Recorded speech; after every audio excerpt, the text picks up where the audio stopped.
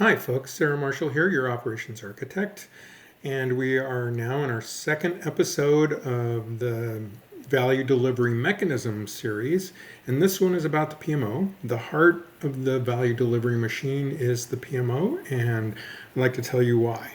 You're probably asking yourself, with all these mechanisms we've been looking at, why do we need one more mechanism to manage things when we have people working and we have project managers and program managers delivering? Why do we need a PMO? Well, it's a reasonable question. PMO ensures that the highest value efforts are the ones that we are working on. And that takes a fair amount of oversight and diving into the value that each of these programs are delivering with the solutions that they're supporting. And that means we are managing a complex set of deliveries. So the PMO is not just managing one program, it is looking across all of the programs and doing several things that we'll get into in a few minutes, but it's looking at the entire portfolio of activities and ensuring that each of the activities are set up for success, and if they get into distress, that we determine the best path to maintaining the level of value, or at least the maximum amount of value that we can deliver in the circumstance that we're in. It also provides structure and stability to the organization in terms of setting up a structure for programs to get delivery, both in terms of phase exits and specific review criteria, but ensuring that the resources are pushed to the right places, and that each of the programs are being supported to deliver their solution to the maximum value that they can. That is the job of the PMO. So a little different than program delivery. It's not strategy delivery, it's managing in the execution arena. So the mechanisms to oversee kind of sit in the middle of things. We know how things are. We have the legacy situation that we're living in. The organization is operating the way the organization is operating. We have a future out there that we're building into. We've created all these strategic commitments. We're building out solutions to meet the needs of those strategic commitments, and we have a set of programs to do that. The PMO sits between those two as the programs are being executed, designed, developed, delivered, and ensuring that we're on top of all of that, the performance of all of that. So it sits in the under construction arena. Now, because it's a PMO, it's set up to be kind of the permanent program structure. So any program that comes into this process will be managed under the PMO. It will have a specific set of exit criteria for each phase it goes through, and it has a place to go to if it is in distress and can't get immediate relief from escalation. The PMO will have to figure out how to move around resources to support whatever situation is coming up. So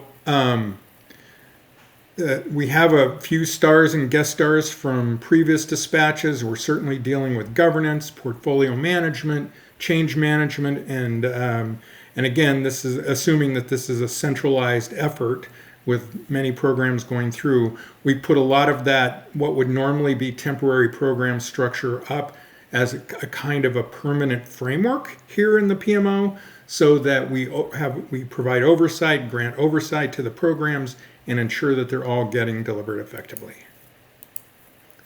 All right, so this is a Sun Tzu, The Art of War quote from the great general strategists in China.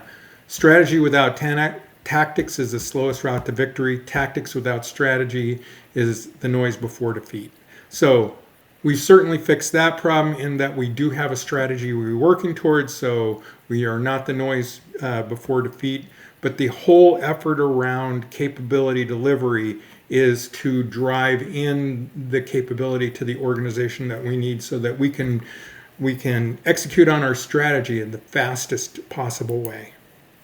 And to do that, we've already stipulated that if we don't get the strategy right, we will fail. So we're assuming that we have the strategy right and we have a set of programs that will deliver solutions that the organization absolutely needs to support the strategy moving forward.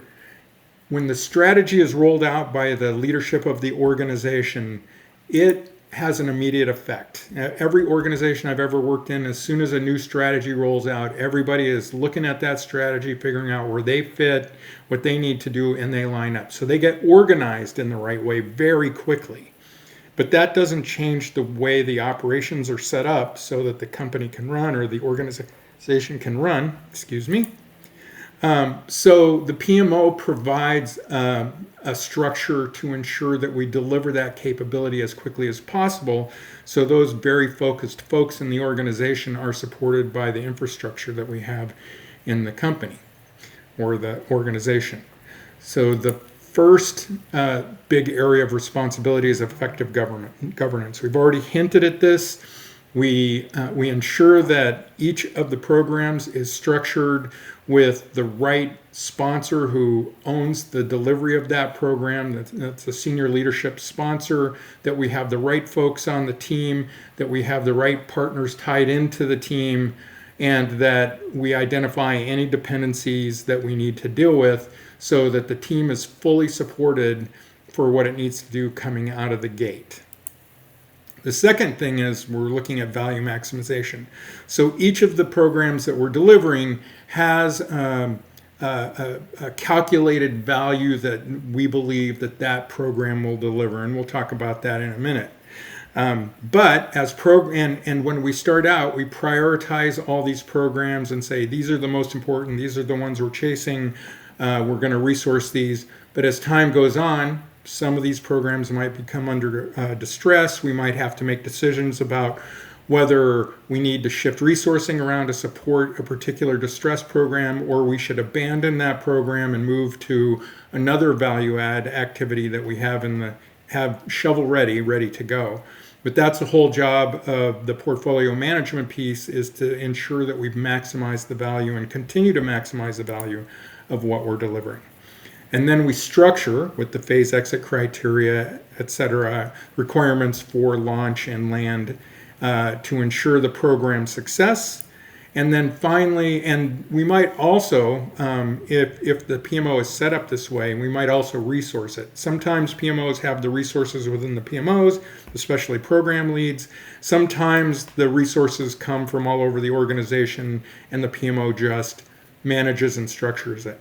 And finally, the readiness and adoption piece. We talked quite a bit a few episodes ago about change management and the efforts around change management. A lot of times, the PMO is where change management is housed. So ensuring effective governance, the portfolio management aspect, ensuring that we have success criteria for program delivery, and we have the change management structure in place. Again, because it's a PMO and it stays and it is consistent between programs, and we'll continue to see new programs enter and old programs close up, this becomes a semi-permanent structure in which things like change management that normally pops up for a program with different looks and feels in each phase has a certain structure and resource support to support the various programs in the portfolio. And that's how we ensure the highest value is delivered. Now, the PMO isn't in isolation. It sits within an organizational structure that has its own set of responsibilities that we just talked about.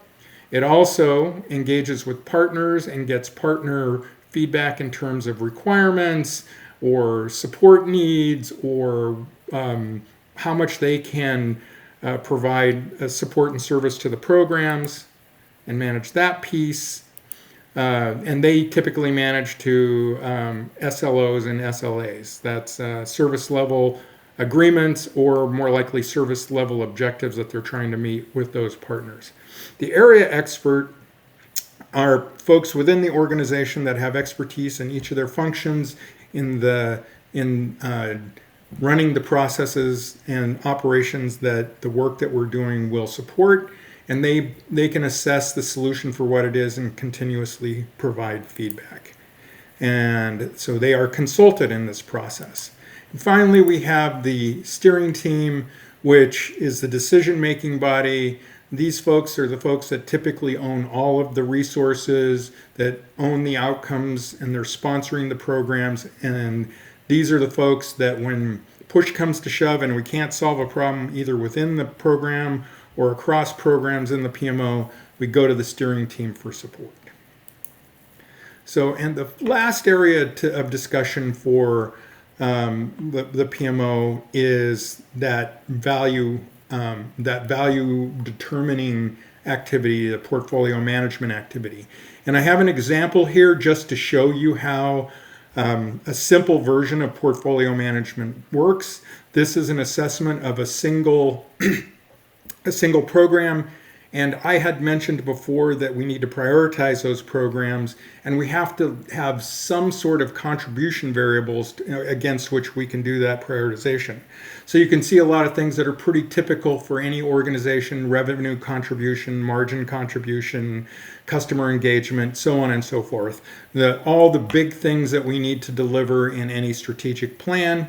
And then what we do is, in identifying these variables, we say these are the important things we need to serve in order to meet our strategic requirements. And we assess each program against all of these contribution variables to ensure that we have assessed what we think the value of that program is going to be. First, you project what you believe you're going to see an impact in the numbers associated with that particular variable. For revenue contribution, this is in dollars, and so on and so forth. But we have to have a way to standardize these things so that we can extend a value and determine which one is going to provide the greatest impact to the organization. So what I've done here is a simple 1 to 10 for each of these. The objective this year is 125 million in increased sales. This particular project is projected to increase by 50 million of those 125 million that we need. So it gets a 4 out of 10. And we do the same for the rest of these as well. So that is projecting the value moving forward and providing that standard value calculation. Now, we also want to prioritize these, so we have to weight what is most important. So we take, again, 1 out of 10. If we have 10, how do we break up those 10 points to support our entire organization? And you can see that these top 4 are the most heavily weighted in terms of where we're saying these are the most important things. So this sets the priority. We now calculate the priority by the standard value that that particular contribution provides, and we extend the value to get a total number for our impact. And you can see, given our requirements and the weighting of those requirements, that CSAT, customer satisfaction, is we're number 1 value impacted here. And then you can see contribution margin is second, and so on and so forth. So you can see what we're hitting here. We can compare this to our other programs now, and with a standard kind of a format for how we look at extended value and determine which of these we think is going to be most important to us moving forward. Now, as we develop the solutions, we're going to find problems, we're going to find things with it that will change these value structures, and we're going to have to recast this every time we note some changes. So, summary here is the PMO is in place to ensure that we are delivering the highest value efforts and that those efforts are fully adopted. We do that by establishing a governance structure for who's responsible, how decision making is made, and how escalations are dealt with. We maximize the value by doing the calculations or some version of those kinds of calculations so that we can ensure that our programs are delivering as much value as we possibly can deliver in this cycle. We ensure program success by the structures for exit criteria and requirements for launch and land. And we provide that change management activity to ensure that the organization's ready and that we get full adoption. If you want to know more about the PMO, read my article the heart of the value delivery machine, the PMO. It's in my blog at www.operations-architect.com. Thank you and have a great rest of your day.